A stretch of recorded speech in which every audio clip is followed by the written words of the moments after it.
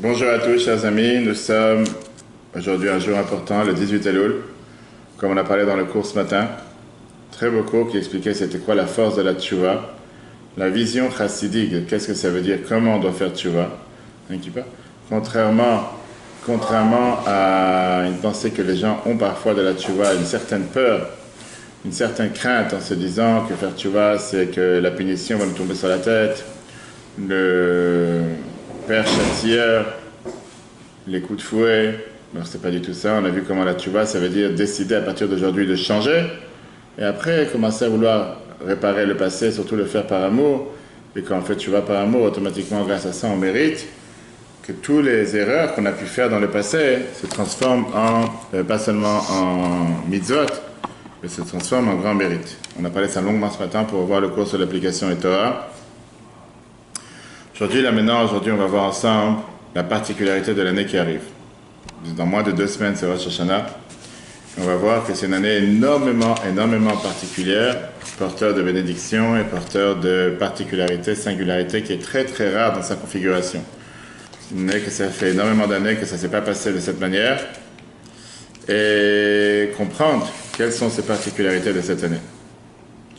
Tout d'abord, commençons avec le début. On sait qu'il y a 14 manières, 14 façons de fixer un calendrier hébraïque.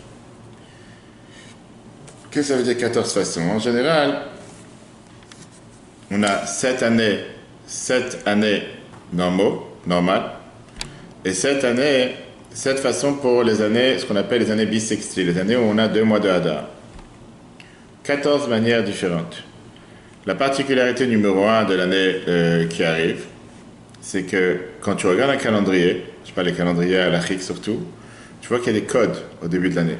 Et ces codes, ils viennent expliquer quelle est la particularité de cette année, quelle est la configuration, quelle est sa composition, etc. En fonction de ces codes, on sait comment va tomber l'année. Par exemple, quel jour sera Yom Tov, quand sera Rosh Chodesh, est-ce que c'est une année avec 2 Hadar ou non, quel paracha on lit dans chaque semaine, quand tombe la fête de Pessah, etc. Et c'est les codes que tu vois à chaque fois dans chaque calendrier. Et que c'est vrai que la majorité des gens ne font pas forcément attention. Bon, ils voient un code, ils regardent le calendrier pour savoir les dates des fêtes sans plus. Le code de l'année qui arrive, c'est Zayin, Chet et Aleph. Je veux dire 7, 8, 1. Quand tu vois le code, ça ne veut rien dire. Qu'est-ce que ça veut dire 7, 8, 1? Zayin, ça veut dire que c'est une année qui commence avec un Shabbat. Comme on va parler juste après, le Rabbi avait l'habitude d'envoyer des lettres à tous les peuples juifs partout où ils se trouvent. 2-3 fois avant Rosh Hashanah pour expliquer les leçons qu'on apprend dans la nouvelle année qui arrive. Et cette année, c'est une année dans laquelle, depuis 11 ans, c'est pas tombé telle configuration que Rosh Hashanah tombe Shabbat. Mis à part le fait que ça veut dire qu'on ne sonne pas les chauffards seulement un jour, seulement dimanche. Mis à part le fait que ça arrange beaucoup de gens avec le travail, que les fêtes ça tombe samedi, dimanche. Mais Shabbat, Rosh Hashanah, c'est quelque chose de particulier, comme on va voir après. Comme on va apprendre ensemble aujourd'hui, une magnifique lettre que le Rabbi a écrite aujourd'hui, en 1975, la même configuration cette année. Donc d'abord, Zayin veut dire, le 7 représente le fait que Shabbat, le premier jour de l'année, c'est un Shabbat. Chet, le 8, fait allusion au fait que c'est une année manquante. Qu'est-ce que ça veut dire manquante? Ça veut dire que le mois de Cheshvan et le mois de Kislev ont seulement 29 jours et pas 30 jours. Et alors c'est rien, c'est pas grave. C'est-à-dire 2 mois d'affilée qu'il y a 29 jours, mais c'est juste pour la configuration des fêtes après. Le Aleph, ça veut dire que Pessah tombe à dimanche, premier jour de Pessah. C'est aussi une configuration particulière comme on va voir. Cette année, ce n'est pas une année bissextile, c'est une année pshuta, une année simple, où il y a seulement 1 mois de Hadar. Et c'est une année dans laquelle on a 353 jours. Ça, c'est calendrier hébraïque. Maintenant, rentrons dans les détails. Comme je l'ai dit tout à l'heure, cette configuration, que le premier jour de l'année, c'est Shabbat, que le premier jour de Pessah, c'est un dimanche, et que Cheshvan et Kislev, ce sont des mois manquants, des mois où il n'y a que 29 jours et pas 30 jours, c'est une configuration rarissime, qui se passe très très très rarement. On va voir ce que ça veut dire. D'abord, la dernière fois qu'on a eu une telle configuration, de ces 3 points communs, c'était il y a 20 ans. La fois d'avant, il y a 44 ans. C'est quelque chose qui ne tombe presque pas, d'avoir tous ces composants ensemble dans cette année. Et là, on va voir aujourd'hui 8 particularités de cette année qu'il n'y a pas eu depuis longtemps et qu'il n'y aura pas encore dans très longtemps. Tu vas me dire qu'est-ce qu'on en a à faire? La Torah te dit qu'il n'y a rien par hasard. Et qu'on sait très bien que cette année, c'est une année qui est porteuse de bénédiction. Tout d'abord, il y a une prière particulière qu'on a l'habitude de dire quand un jour de fête tombe samedi soir. Quand un jour de fête tombe samedi soir, on ne dit jamais la Havdalah samedi soir. Parce qu'on fait la Havdalah. C'est sûr qu'on fait la Havdalah. On l'a fait dans la prière. On ne fait pas la Havdalah en termes de Havdalah qu'on aurait dû faire si ça aurait été un samedi soir normal. Et cette année, vu la configuration, on va mélanger le Kiddush et la Havdalah 5 fois. Première fois, ça sera le deuxième soir de Rosh Hashanah. Samedi soir dans 2 semaines. C'est le deuxième jour de Rosh Hashanah. On va faire Kiddush et Havdalah ensemble. Donc il n'y a pas la Havdalah commun, ce sera le Kiddush et la Havdalah. Non, on fait le Kiddush. Et à la fin du Kiddush, on rajoute un paragraphe qui est pour la Havdalah. Dans le Kiddush. Il y aura la même chose avec la deuxième nuit de Sukkot. Puisque Sukkot, c'est pareil, samedi, dimanche. On aura la même chose avec la nuit de Simchat Torah. On aura la même chose avec le premier Seder de Pessah. Puisque cette année, on a dit que Pessah, le premier jour, tombe en Shabbat. Et on aura la même chose avec le dernier jour de Pessah. 5 configurations dans lesquelles on aura Kiddush et Havdalah ensemble. Deuxième particularité de cette année, il n'y a pas de Shabbat Chol HaMoed. C'est-à-dire que Chol HaMoed, les jours de demi-fête, de Sukkot et de Pessah, tombent de samedi à samedi. Ce qui fait qu'il n'y a pas un Shabbat en plein milieu. Ça arrange beaucoup de gens pour beaucoup d'événements, du fait que tu as toute une semaine de vide. C'est pas juste que tu as une fête, 2 jours de fête, 1 jour de travail, encore 1 jour de fête. C'est 2 jours, c'est 2 semaines dans lesquelles tu n'as aucun Shabbat Chol HaMoed. Alors ça veut dire que pour les enfants, c'est très intéressant parce qu'ils peuvent se promener pendant une semaine, les parents ils peuvent sortir pendant toute une semaine. C'est pas que tu as 1 jour de fête ou 2 jours de fête, après tu as coupé avec Shabbat, après tu as encore 1 jour de fête. Non, c'est toute une semaine vide, une semaine blanche.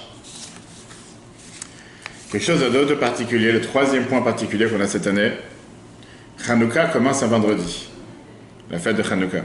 Ce qui veut dire que c'est rarissime que la paracha de Miket ne tombe pas pendant Hanouka. En règle générale, la paracha de Miket tombe toujours pendant Hanouka. Cette année, non. Alors tu vas me dire, si c'est comme ça, pourquoi là on a la fête? Comment ça va? De forme? Comment ça se fait que tu as, à ce moment-là, comment ça se fait que tu as certains... Tu as un kippa? Tu veux un kippa? Oui, j'ai pas. Un casque? Non, je donne ça. Non, je ici. Comment ça se fait que tu as certaines configurations dans laquelle on a la paracha Miketz qui est lue pendant Hanouka ou pas? La réalité, elle est que c'est une haftara particulière.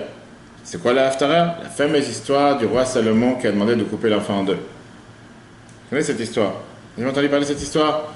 Qu'il y avait une fois une mère qui avait un enfant, qui a donné naissance à un enfant, et une autre mère qui a voulu voler l'enfant et qui a dit que cet enfant lui appartient. Et justement, Melech, il a dit, si c'est comme ça, ils sont venus devant le tribunal, et le roi Salomon, il a dit, puisque vous êtes débattés, on ne connaît pas la réalité, à l'époque, il n'y avait pas les bracelets sur les bras, et l'ADN, etc., on va couper l'enfant en 2, chacun aura une moitié. La vraie mère, elle était dans tous ses états. L'autre, elle a dit, que j'en ai fait, c'est pas mon enfant. Pourquoi pas? Et là, on a vu qu'elle était la vraie mère. D'accord? Il y a beaucoup d'enseignements, c'est pas le sujet d'aujourd'hui, on en parlera à Hanouka. On est en train de parler de la configuration particulière de cette année. Tu peux t'allonger? On est en train de parler de la configuration particulière de l'année dans laquelle on arrive, si Dieu veut, dans moins de 2 semaines, qui est une année avec beaucoup de détails importants qui ne sont pas tombés depuis 11 ans, 20 ans, 44 ans, quelque chose de très très rarissime, la configuration de cette année. C'est une année particulière en sens que ça commence Shabbat, Rosh Hashanah tombe Shabbat, ça ne s'est pas passé depuis 11 ans. C'est une année dans laquelle on a une configuration que le premier jour de Pessah c'est un dimanche, Shabbat, premier jour de Rosh Hashanah, et les mois de Kislev, Tevet, Cheshvan, Kislev sont 29 jours. Cette configuration ne s'était pas passée depuis 20 ans, et avant ça depuis 44 ans. Donc, moi, c'est quelque chose qui est très très très rare. Je me dis, qu'est-ce qu'on en a à faire? C'est ce qu'on est en train de voir. Il y a pas mal de points importants qu'on a l'habitude d'apprendre du fait que, par exemple, on a 5 jours. 5 fois dans l'année, on ne fera pas la Havdalah normale, on fera Kiddush et la Havdalah ensemble, puisqu'on a 5 jours de fête dans laquelle c'est samedi soir. Et comme ça, la fête, ça tombe samedi soir, on ne fait pas la Havdalah normale, on fait dans le Kiddush. Deuxièmement, on a dit qu'on n'a pas de Shabbat Chol HaMoed, soit Pessah, soit Sukkot, ce sont des années dans lesquelles on a une semaine entière de demi-fête, presque une semaine entière. C'est à part dimanche, samedi, dimanche, et à la fin vendredi, samedi, toute la semaine est vide. Il y a pas mal de fois que tu as les fêtes, ça tombe en plein milieu de la semaine, après tu as un jour de blanc, après tu recommences Shabbat, après tu as un jour de blanc. Là, il n'y a pas cette configuration. Je viens de voir avec la paracha Mikes. Quatrième point spécial de cette année, c'est le fait que le jeûne du dit Tevet tombe vendredi. C'est le seul jeûne, quand il tombe vendredi, on ne le décale pas. En règle générale, quand tu as le jeûne d'Esther ou n'importe quel autre jeûne qui aurait pu éventuellement tomber à vendredi, on ne gêne pas vendredi pour ne pas rentrer Shabbat avec un jour de jeûne. Si jamais ma chère n'est pas là avant, on dit que le seul jeûne qui peut éventuellement tomber à vendredi, c'est le dit Tevet. On ne peut pas décaler ce jeûne plus tard, on ne le devance pas plus tard. Pourquoi? Parce que la Torah, quand elle parle de ce jeûne, elle te dit ce jour-là, il fallait jeûner. Et donc, peu importe quand est-ce qu'il tombe, s'il tombe vendredi, on doit jeûner presque jusqu'à Shabbat. C'est le seul jeûne. D'accord? Une fois, une particularité. Si cette année te regroupe, toutes les particularités de toutes les années sont regroupées dans cette année. Tu manges le repas de Shabbat. Exactement. Après, tu as certains qui te disent que peut-être il faudrait manger juste avant Shabbat, mais la réalité, c'est qu'on jeûne jusqu'à Shabbat. D'accord? Maintenant, il ne faut pas oublier que le mois de Tevet, en général, c'est décembre-janvier, et que la journée commence à 4h, Shabbat commence à 4h30, 5h. C'est pas, c'est les Shabbats les plus tôt de l'année. On a une autre particularité, que Shabbat Zachor, le Shabbat qui précède Purim, tombe la paracha de Trouma, la paracha qu'on parle de don du temple. Et encore une fois, c'est quelque chose qui ne se passe jamais, parce qu'en général, la paracha de Zachor, la paracha qui précède Purim, elle est lue juste avant. La paracha Tetzavé, c'est la paracha dans laquelle on nous prépare, on se dit que ça, c'est la paracha dans laquelle on va arriver à Purim. Cette année, ça tombe la paracha Trouma. Le 6e point, c'est encore spécial. Purim, cette année, ça tombe vendredi. Donc, tous les ans, on a l'habitude en général de faire le repas de Purim à la fin de Purim, le soir de Purim. Cette année, il n'y en a pas. Pourquoi il n'y en a pas? Parce que le repas de Purim, c'est Shabbat. Il n'y a pas un grand repas de Purim. Alors, c'est vrai qu'au Bet Rabbah, dans beaucoup d'endroits, on a l'habitude de le faire la veille. C'est pas la même chose. Le repas de Purim, en général, c'est le jour de Purim. L'après-midi, c'est pas vraiment, parce que c'est la veille de Shabbat. On ne fait pas un repas dans l'après-midi, juste avant Shabbat. Le Michel, c'est pas l'après-midi, c'est pas la mincha? Michel, en général, c'est à partir de l'après-midi jusqu'au soir. Mais il y a Shabbat qui arrive. Shabbat, tu fais Shabbat à partir de... Encore une fois, je ne sais pas à quelle heure ça va rentrer Purim cette année, mais c'est aussi tôt, ça veut dire 6h, 5h30, 6h. En général, pendant Shabbat.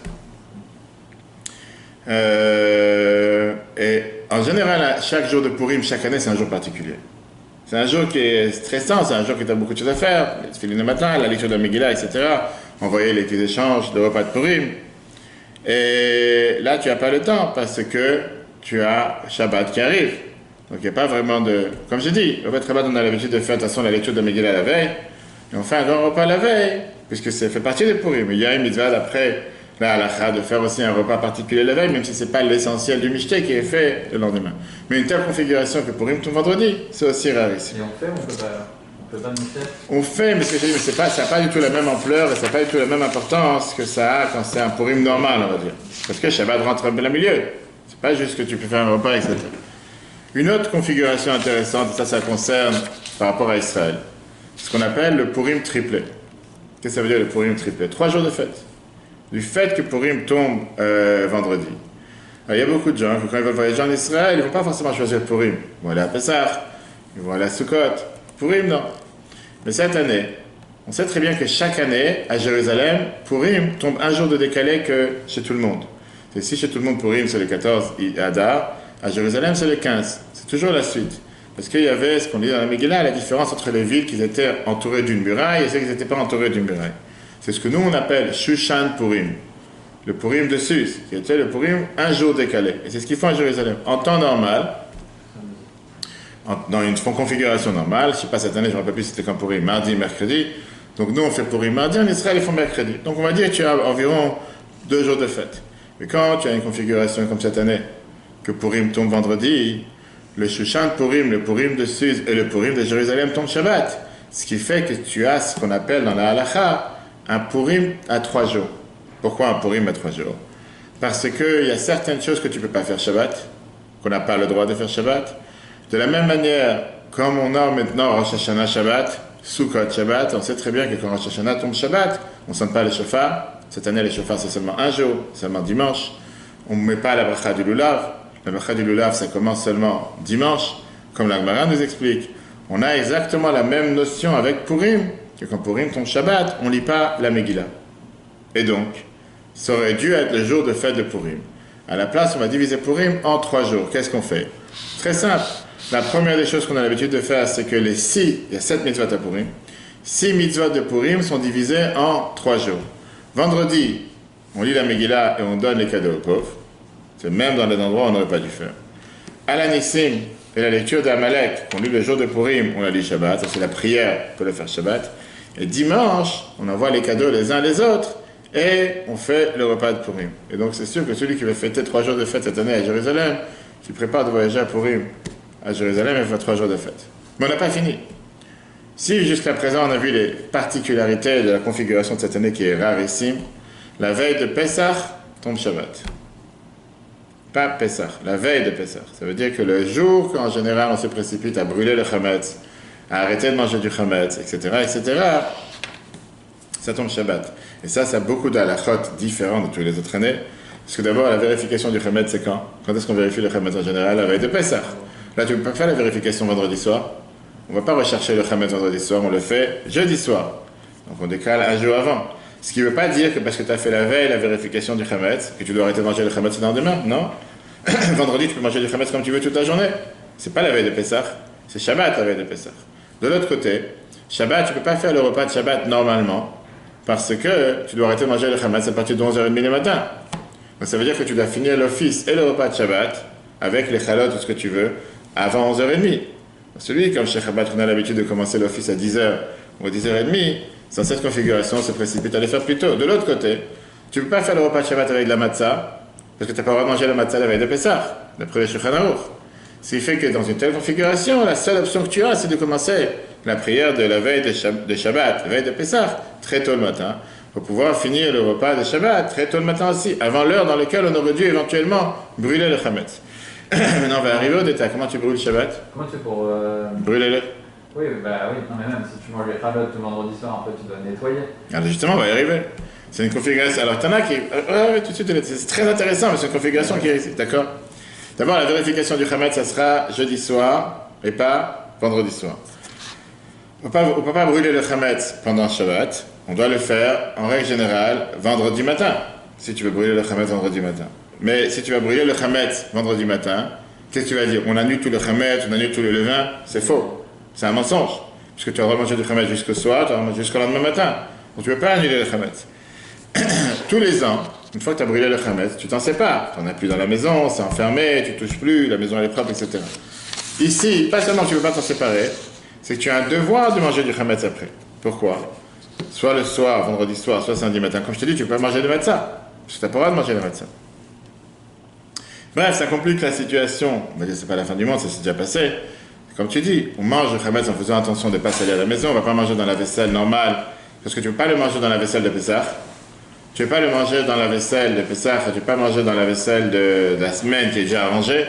La vaisselle de Pessah qui est déjà sortie. Alors tu as du jetable. Et à pire des cas, après tu mets le chametz de côté. Après, on verra, si Dieu veut, qu'on se rapprochera de Pessah, comment faire pour brûler le chametz, comment séparer le chametz.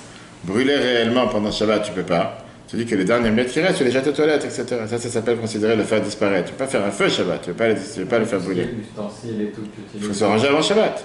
Ça, tu ranges avant Shabbat. Mais tu manges dans des ustensiles de chaque... Non, l'idéal, c'est de sortir les ustensiles de Pessah. Ou bien jetable, c'est l'idéal.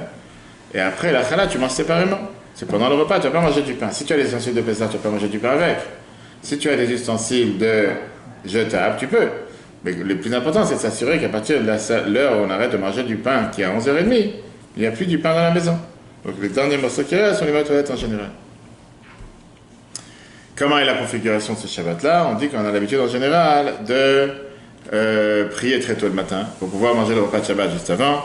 Le chametz, on s'en débarrasse en mettant en toilette, et après on continue le repas et tout ce que tu veux. Et ceux qui ont l'habitude de faire Soudash Leshit, ils ont l'habitude de ne pas faire Soudash Leshit ni avec du pain, ni avec des matzot, parce que tu as le Seder de Pessah juste après. Il y a un dernier point qui est particulier à cause de cette configuration, c'est que chaque année tu peux préparer pour le Seder de Pessah dans l'après-midi. Surtout ceux qui ont des Sedarim communautaires, tu prépares en avance, etc. Là tu peux rien faire. C'est Shabbat. Tu peux rien préparer pendant Shabbat, un Seder communautaire ou quoi, même dans la maison. Tu dois attendre jusqu'à ce qu'il fasse nuit. Et une fois qu'il fait nuit, là tu commences la préparation du Seder. Pourquoi? Parce que le premier Seder c'est samedi soir.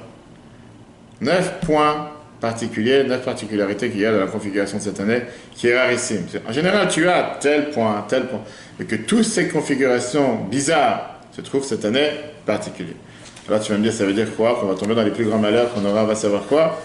Regarde ce que la Bible a écrit sur la configuration de cette année. En hébreu, c'est un acronyme de 4 mots, 4 lettres. Tav, Shin, Pe, Aleph. Et Tav, Shin, Pe, Aleph, dans un merveilleux discours, Rabbi fait allusion au fait que ça rappelle comme la phrase que Dieu l'a employée quand on est sorti d'Égypte. On a dit que comme Kimet Setra Me'er et Mitzrayim, puis quand on sort d'Égypte, Areinu Niflaot, Dieu va nous montrer des merveilles, pas juste des miracles, des merveilles, c'est plus ample que les miracles. Rabbi écrit dans un fameux discours que le mot Pe, Aleph, qui est la configuration de l'année prochaine, 5781, Pe, Aleph c'est 81, c'est l'acronyme du mot Plaot Areinu, qui veut dire des miracles, des merveilles, Dieu va nous montrer. C'est que si Dieu veut, on se prépare à une année merveilleuse, une année avec énormément de miracles, une année avec énormément de bonheur. Et comme on dit, autant les malheurs qu'il y a eu cette année et les mauvaises choses qui sont passées cette année, c'est sûr que l'année prochaine qu'on va arriver, tout ça ne va pas disparaître. Et comme on a l'habitude de dire que se termine une année avec ses malheurs, commence une année avec ses bonheurs, avec ses bénédictions. Que Dieu fasse ça pour tous les peuples juifs. Comme on a dit au départ, aujourd'hui, c'est un jour particulier du fait que nous sommes le 18 Elul. Le 18 Elul, c'est le jour de la naissance du Baal Shem Tov, l'auteur de la Chassidoute générale, le Chassidisme, tout court. Toutes les branches de la Chassidoute ont été nées aujourd'hui grâce au Baal Shem Tov, il y a 300 ans. Baal Shem Tov, avant qu'il existe, ça n'existait pas, cette mentalité chassidique, cette pensée chassidique. La grande, révolution planétaire que le Baal Shem Tov a fait, comme on l'a expliqué longuement dans le cours ce matin sur la Teshuvah, c'est le fait de faire ce rapprochement entre les juifs simples et les grands érudits. Au temps du Baal Shem Tov, vous savez, la synagogue des érudits, la synagogue des shochatim, la synagogue des grands étudiants, et la synagogue des cordonniers, la synagogue des bouchers, et l'un ne se mélangeait pas avec l'autre. Tu n'avais pas le droit, si tu étais un juif simple, de rentrer dans la synagogue des grands érudits. Il n'y avait pas de lien entre les deux. C'est chacun dans son monde. Tu avais les juifs qui savaient dire des psaumes, qui pleuraient dans la prière, ça s'arrêtait là. Le Baal Shem Tov, il est venu, il a cassé cette barrière. On est tous partis du même peuple, on a tous une neshama. Et il montrait l'effort et l'impact qu'il allait faire, particulièrement pour les juifs simples. En allant les voir, leur demander de remercier Dieu, comment ça va le travail, comment ça va la santé, comment ça va la famille, et que chacun réponde grâce à Dieu, Baruch Hashem, avec l'aide de Dieu, de les habiter, justement, pour pouvoir faire en sorte, les habituer à parler de Dieu, à remercier Dieu. Si on peut dire la grande différence, c'était surtout, servir Dieu avec joie, servir Dieu avec enthousiasme. Le Admor Hazaken, qui est aussi né aujourd'hui, qui a été l'auteur, le premier rabbi de Chabad, l'auteur de la chassidisme du Chabad, Lubavitch, est né aujourd'hui, il y a près de 250 ans. Lui, il a développé l'étude du Baal Shem Tov avec la pensée. Chabad, c'est l'acronyme de la pensée, l'intellect, la connaissance et l'intelligence, qui veut dire de s'appliquer tout ce que la Torah nous a enseigné jusqu'à présent, mais de manière profonde, à l'intérieur de soi-même, de travailler sur soi-même, de changer sa personne. Pas juste je crois en Dieu de manière superficielle. Je crois en Dieu, c'est très bien, mais qu'est-ce que ça veut dire dans les actes? Qu'est-ce que ça veut dire dans le concret? Que ça descende dans le concret, dans la vie de tous les jours. Parmi les disciples du Baal Shem Tov, tu avais Breslev, Govich, tous les autres disciples qu'on entend aujourd'hui de la Chassidoute. Tous ce sont des branches de différentes manières de servir Dieu. Un avec la joie, un avec la prière, un avec les traits de caractère. Chabad, c'est avec la tête. Mettre et travailler, pas le superficiel, mais travailler sur soi-même et changer, si on peut dire. L'auteur du Tanya, qui est l'Admor Hazaken, vient te montrer quel est le but, pourquoi tu es sur terre, qu'est-ce qu'on fait sur terre, quelle est la mission que Dieu a donnée à chacun d'entre nous, et comment évoluer et comment avancer. Ça, c'est le jour d'aujourd'hui. Mais il y a une autre raison importante, pourquoi c'est un jour important. Parce qu'on dit que le 18 Elul, c'est Chai. Chai qui veut dire la vie, c'est le jour qui fait rentrer de la vie dans le mois d'Elul. Pour beaucoup de personnes, quand ça arrive, le mois d'Elul, on dirait c'est l'enfer. Slichot, 5 heures du matin. Pour certains, c'est va savoir ce qui va nous tomber sur la tête avec le nouveau jugement, on va savoir les erreurs que j'ai pu faire, on va savoir les péchés que j'ai pu faire, on va savoir ce qui peut m'arriver. Et viens, la Torah, elle te dit, tu sais quoi? Arrive le mois d'Elul, ça donne une nouvelle vitalité. Au contraire, comme dans le cours qu'on a vu ce matin, contrairement à ce qu'on peut penser, que la norme aurait dû être de demander d'abord pardon et après être jugé. D'abord Kippour, après Rosh Hashanah. Dans le calendrier, c'est le contraire. Rosh Hashanah, c'est le jour du jugement. Et 10 jours après, vient le jour du pardon. Ça n'a pas de sens. Si tu veux d'abord avoir été pardonné, d'abord fais Kippour. Et après, tu fais Rosh Hashanah. C'est bien montré comme pour la Torah, elle te dit que Dieu est un Père miséricordieux. C'est quelqu'un qui est là pour nous pousser à se rapprocher de lui. Pas avec des punitions, pas avec des souffrances, comme parfois on peut comprendre dans le chemin du Moussa. La Chassidut explique que Dieu il est un Père qui aime son peuple. Toute la prière de Rosh Hashanah Kippour, c'est Avinu Malkeinu, notre Père, notre Roi. D'abord notre Père. On n'est pas jugé par quelqu'un qu'on ne connaît pas, un inconnu, on est jugé par Dieu.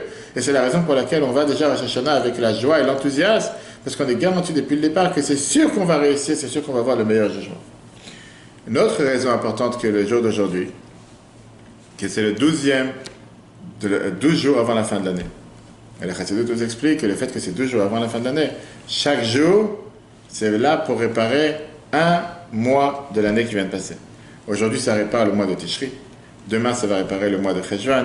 Après-demain, le mois de Kislev, etc., etc. Et donc aujourd'hui, on va apprendre ensemble un merveilleux enseignement du Rabbi qu'il a écrit aujourd'hui, le 18 Elul 1975, qui vient nous expliquer quelle est la particularité de la configuration de cette année, du fait que Shabbat, c'est le premier jour de l'année. Quelle est la différence entre Shabbat et les jours de semaine? Rabbi avait l'habitude, comme j'ai dit au départ, chaque fête, surtout les fêtes de Rosh Hashanah, Kippour et la nouvelle année, d'écrire et d'adresser une lettre à tout le peuple juif partout où il se trouve, sans différence. C'était des lettres qui étaient imprimées dans les journaux israéliens, dans les journaux en anglais, en Amérique. C'était publié dans le monde entier.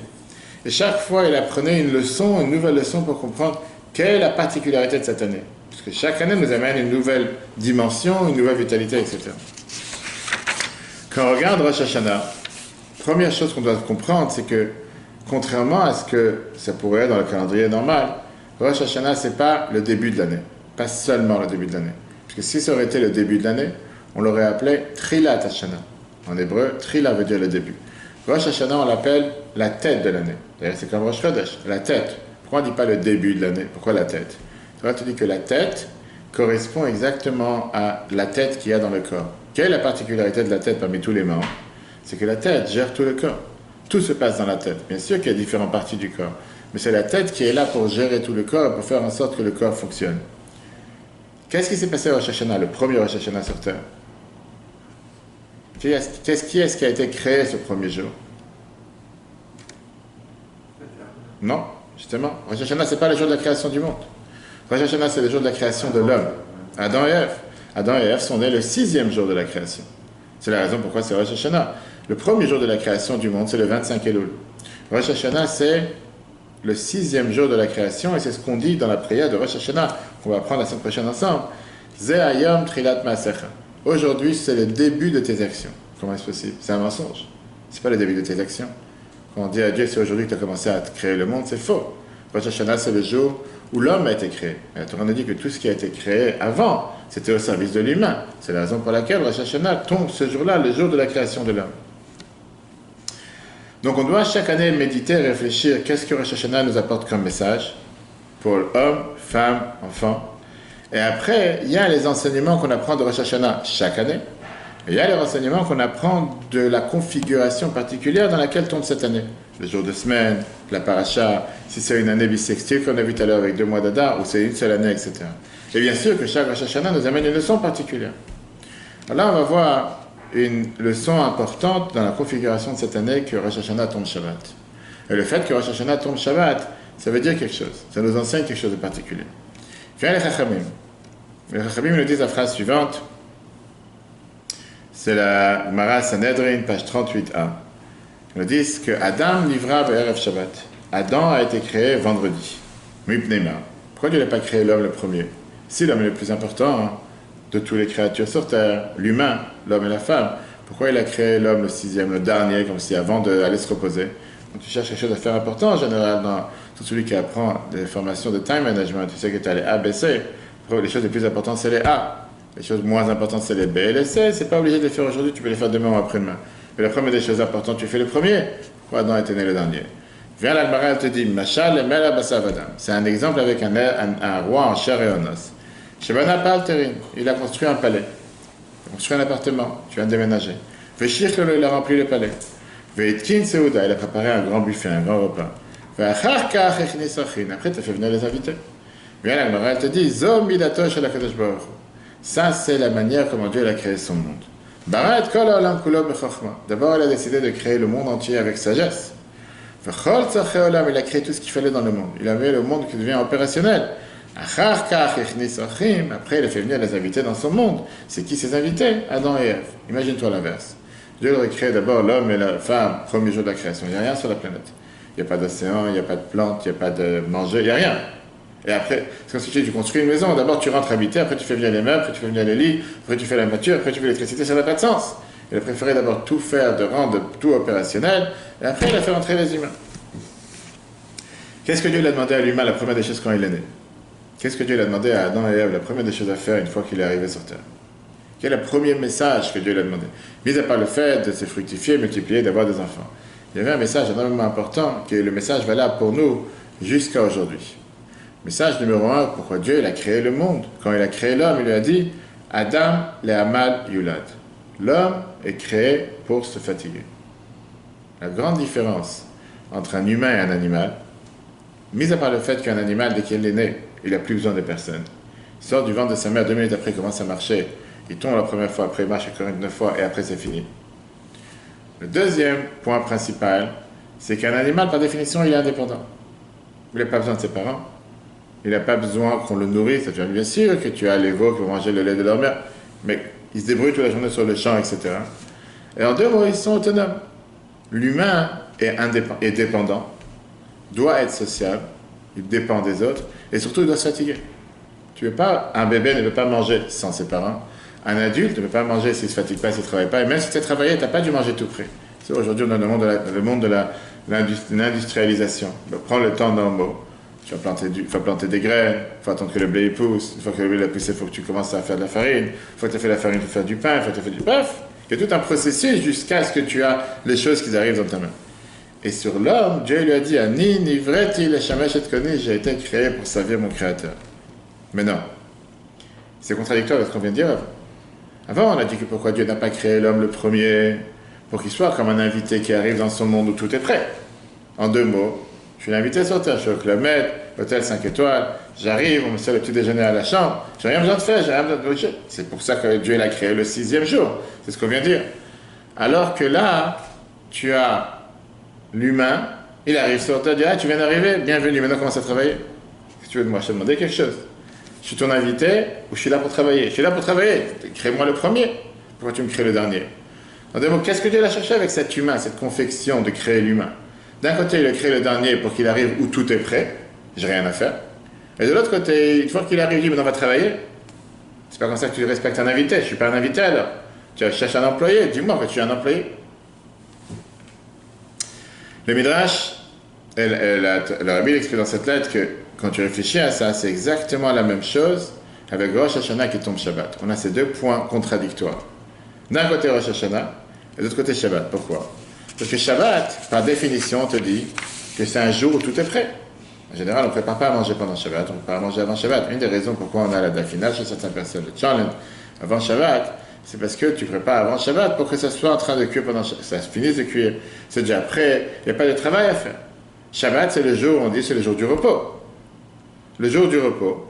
Et c'est le jour où je suis né. Rosh Hashanah, c'est le jour où l'homme il est né.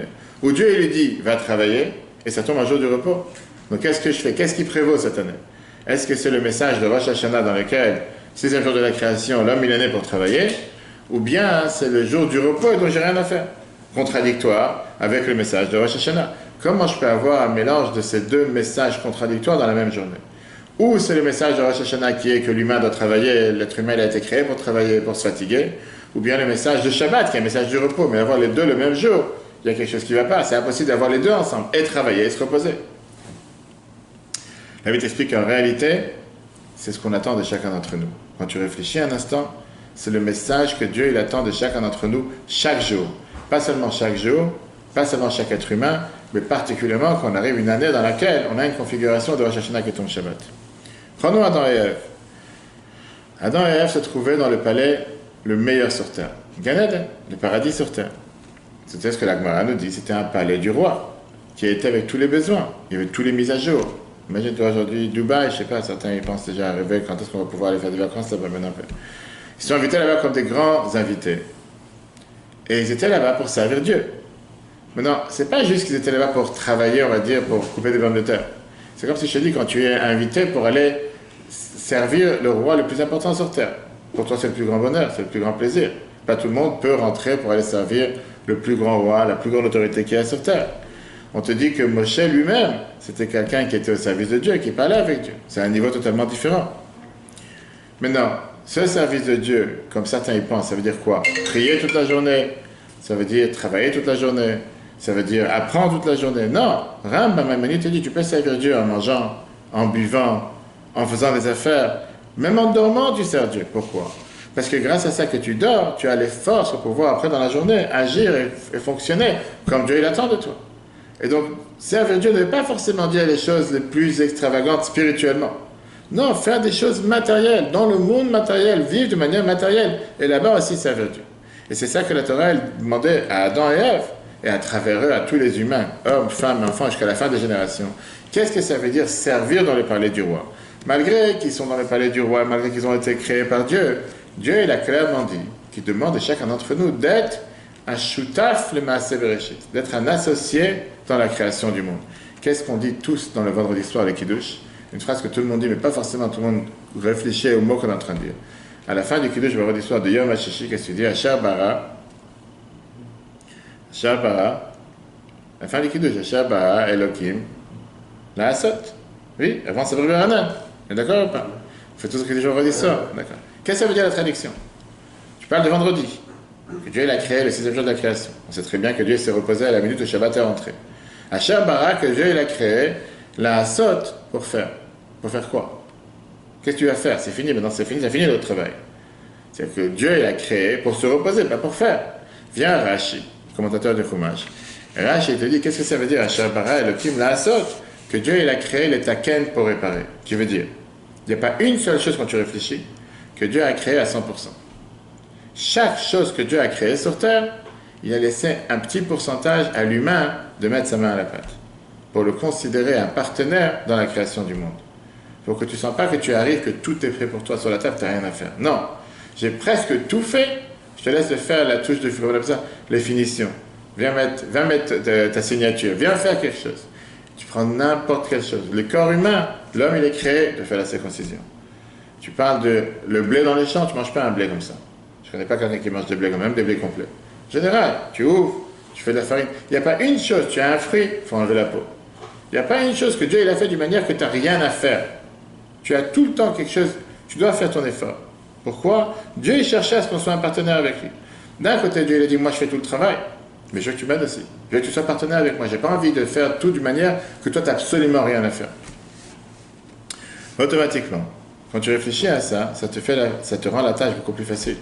C'est pas que Dieu il a créé l'humain pour être un esclave. Comme on l'a dit tout à l'heure, Dieu il a créé l'humain pour se fatiguer et qui peut faire peur aux gens. Quoi, c'est-à-dire mon destin c'est d'être vraiment acharné au travail, de travailler du matin jusqu'au soir sans limite. Non, Dieu dit je te demande de faire un doigt. Fais quelque chose. La Mishnah nous donne l'exemple. Ouvre-moi le trou d'une aiguille, moi je vais t'ouvrir les portes d'un palais. Le trou d'une aiguille c'est très petit. Mais fais quelque chose. Montre que tu es capable de faire quelque chose. Montre que tu es capable de mettre ta main et travailler. Comme on l'a dit tout à l'heure, ça c'est pas quelque chose qui peut se faire, qui se fait seulement spirituellement, il se fait aussi dans les choses matérielles. Mais il y a un point important. Tous les matins dans la prière, on dit que comment on doit servir Dieu, Ivdu et Hashem besimcha. Servir Dieu avec la joie. On ne doit pas faire ça à contre-cœur, pas faire ça avec des larmes, pas faire ça avec des pleurs, pas faire ça contre la volonté, en se disant je le fais parce que Dieu m'a demandé de le faire. Quelqu'un m'a envoyé tout à l'heure une image. Je mets le masque parce que c'est obligatoire, pas parce que ça aide quoi que ce soit. Je n'ai pas le choix parce que sinon je vais recevoir une amende, je le mets. Ne fais pas les choses à contre-cœur. Dieu veut qu'on sert Dieu, on le sert avec la joie. On retrouve cette conception de joie, de plaisir dans Shabbat. Tous les mitzvahs de Shabbat, même si beaucoup de gens pensent que Shabbat c'est une contrainte, la réalité c'est qu'il n'y a pas de contrainte. On peut tout faire Shabbat de manière différente. Shabbat, on dit dans les Kiddush, Vekarata, les Shabbat Onek. Shabbat est considéré un jour de plaisir. C'est un jour de plaisir. Oui, on a le devoir d'avoir du plaisir Shabbat. Pas juste faire les choses pour les faire. Ces deux composants, on les retrouve dans Rosh Hashanah qui tombe Shabbat. Oui, être au service de Dieu. Oui, faire ce que Dieu il attend de moi, mais avec plaisir et avec joie. Oui, je dois travailler parce que Dieu il attend de moi de travailler, de me fatiguer, mais pas avec contrainte, pas avec force, mais avec joie. Ces deux composants, on les retrouve Shabbat. Et ça, c'est la particularité d'une année dans laquelle Rosh Hashanah tombe Shabbat, que Dieu il attend de nous de pouvoir faire les deux à la fois. D'un côté, Dieu il attend de toi de mettre la main à la pâte, d'agir, d'être présent, comme Dieu il a créé depuis le début de Rosh Hashanah, la première des choses, le devoir de travailler, de faire en sorte de montrer que tu es un partenaire dans la création du monde à chaque instant. Et par l'étude, et par la prière, et par le travail, et par dormir, et par s'amuser, et par boire, dans les deux. Partenaire dans la création, mais avec joie. Ne fais pas ça comme une corvée, ne fais pas ça comme une contrainte. Que Dieu fasse qu'on réussisse chacun d'entre nous à remplir cette mitzvah et ce devoir avec joie. Et à ce moment-là, Dieu va faire en sorte d'enlever ce fardeau et ce joug. Parfois, on peut s'imaginer que c'est très très dur. Et que Dieu fasse que chaque juif ait une année bonne et douce dans tous les domaines, surtout la nouvelle année comme on vient de voir avec tous ces composants, qui sont des composants particuliers, qui sont rarissimes. Que Dieu fasse que ce soit une année qui amène que du bonheur, que des merveilles, que des miracles pour chacun d'entre nous, pour tous les peuples juifs et l'humanité tout entière. Et que la nouvelle année, comme on dit, que cette année se termine avec ses malédictions, commence une nouvelle année avec ses bénédictions. Le cours sera un replay sur l'application Torah. Je conseille vivement à tout le monde d'écouter le cours de ce matin qui était la révolution sur la tchouva, comment faire tchouva. Et en un mot, ce qu'on a vu ce matin dans le cours, qu'on peut voir sur l'application Torah, c'était que tchouva, c'est pas de pleurer sur le passé, pas de sans arrêt vouloir abibocher le passé, mais au contraire, décider à partir d'aujourd'hui d'avancer, même si je ne peux pas prendre sur moi une décision que je vais changer éternellement, change aujourd'hui pour aujourd'hui. Demain, c'est un autre jour. Et avec le temps, tu vas pouvoir réparer aussi le passé. Et au contraire, quand on fait tchouva par amour, le passé se transforme en mérite, pas seulement en punition et pas en malédiction, mais bien au contraire. Le cours en replay sur l'application Torah. Très bonne journée à tous et à la semaine prochaine.